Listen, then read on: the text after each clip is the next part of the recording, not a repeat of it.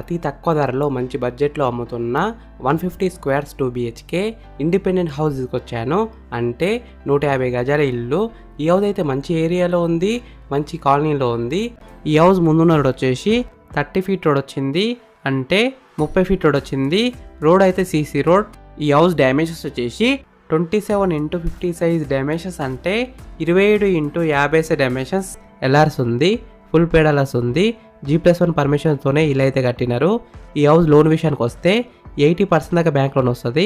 ఈ house price విషయానికి వస్తే 66 lakhs నెగోషియబుల్, అంటే 66 లక్షలకి తగ్గిస్తారంట.